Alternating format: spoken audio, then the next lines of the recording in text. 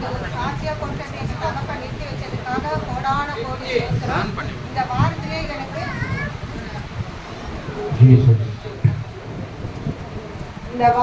எங்க தகப்பன் எங்களுக்கு 3 அதிசயத்தையும் அற்புதத்தையும் ஒரே வாரத்துல செஞ்சு கொடுத்துருக்காங்க. அதுக்காக கோடான கோடி நன்றி.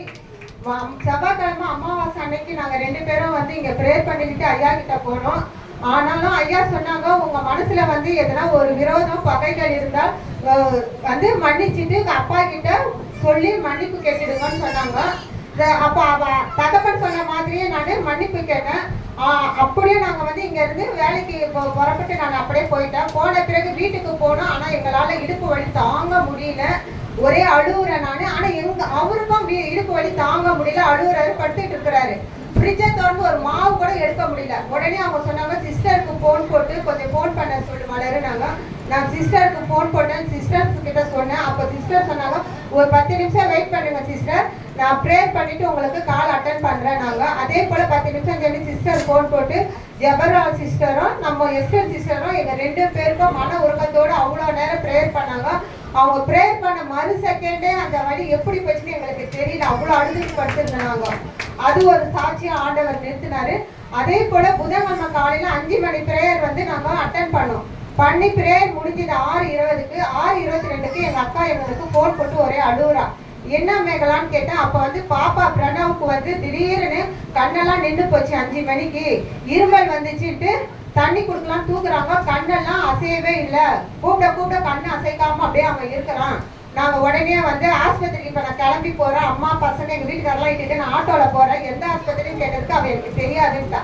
சரி, நான் உடனே 6:22க்கு சிஸ்டருக்கு போன் போட்டு விஷயத்த சொன்னேன். சிஸ்டர், இந்த மாதிரி 4 மணிக்கு குழந்தை ஏந்திரிச்சு பாத்ரூம் போயிட்டு குழந்தை 5 மணிக்கு இந்த மாதிரி கண்ணெல்லாம் நின்று போச்சுங்க சிஸ்டர், என்னன்னு தெரியல, ஆனா எந்த ஆஸ்பத்திரிக்கு இட்டு போறாங்கன்னு தெரியல சிஸ்டர், கொஞ்சம் ப்ரேயர் பண்ணுங்க சிஸ்டர்னு. சிஸ்டர் உடனே எங்களுக்கு ப்ரேயர் பண்ணிட்டு, ஒன்னாவாதீங்க சிஸ்டர், நீங்க பயப்படாம போங்க, அப்பா நம்மளோட இருக்கிறாரு சொன்னாங்க.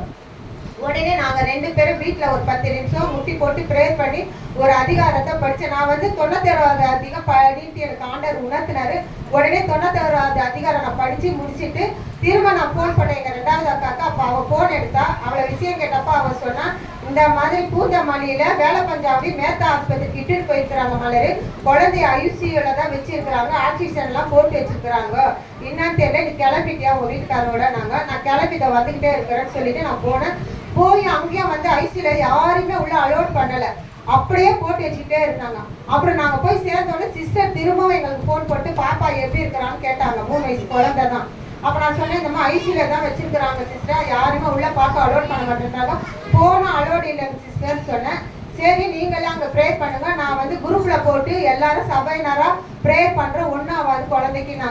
அதே போல சிஸ்டர் குரூப்ல எல்லாருக்கும் போனை போட்டு ப்ரேயர் பண்ணாங்க. சபையாரா ஒன்று சேர்ந்து ஒரே மனசா எங்களுக்கு ப்ரேயர் பண்ணாங்க.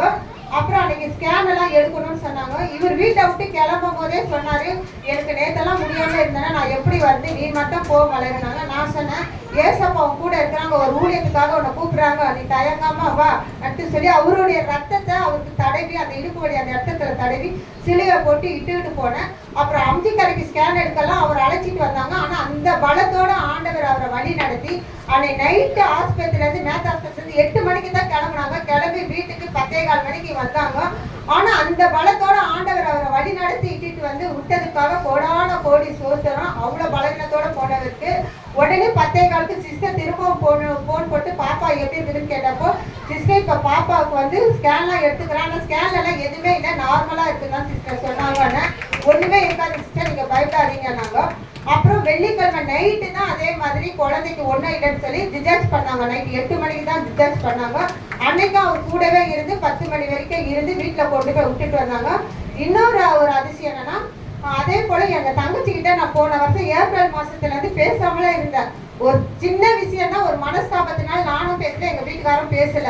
அதே போல ஆனா ஐயா சொன்ன வார்த்தைக்கு கட்டுப்பட்டு நாங்க ஒப்பு கொடுத்து ப்ரேயர் பண்ண பிறகு ஆஸ்பத்திரியில அன்னைக்கு தினம் எங்க தங்கச்சி எப்படிதான் என்கிட்ட பேசிச்சுன்னு தெரியாது, அந்த அளவுக்கு அவளே என்கிட்ட எங்க வீட்டுக்காரர்கிட்ட பேசினான். அதுக்காகவும் கோடான கோடி சோத்திரம் நன்றி சொல்றேன் ஐயாவுக்கு. அதே போல வேலைவன்ம காலையில வந்து சிஸ்டர் ப்ரேயர் பண்ணாங்க. ப்ரேயர் பண்ணப்போ சொன்னாங்க, யாரோ வந்து அப்பாவுக்கு வந்து பிரார்த்தனை பண்ணி இருக்கிறீங்க, ஆனா அந்த பிரார்த்தனையை வந்து சரிவர செய்யாம இருக்கிறீங்க. அப்பா வந்து அன்பால எனக்கு உணர்த்திட்டு இருக்கிறாங்க, யார் என்று தெரியலன்னு சொன்னாங்க. அப்போ ஆனா இப்போ ஒரு வாரமா வந்து இவரும் வந்து அந்த 5 மணி பிரேயர்ல கலந்துக்கிறாரு. கண்டிப்பா கலந்துக்கிட்டு சிஸ்டருடைய வார்த்தைகளுக்கு தகப்பன் வார்த்தைகளுக்கு கட்டுப்பட்டுக்கிட்டு வராங்க. அப்போ உடனே சிஸ்டர் சொன்னா மறு செகண்ட் பிரேயர் முடிஞ்சோன்னா சொன்னாங்க, நான் தான் மலர் இந்த மாதிரி ஒரு நாளைக்கு ஒரு அதிகாரம் படிக்கிறேன், அப்பா கிட்ட பிரார்த்தனை பண்ணேன். இப்போ 10 நாளா வந்து உடம்பு வலியினால முடியாதனால நான் அந்த அதிகாரம் படிக்கல, மற்ற வசனத்தை படிக்கிறேன், ஆனா சொன்ன அதிகாரத்தை நான் படிக்கல மலருன்னு சொன்னாங்க.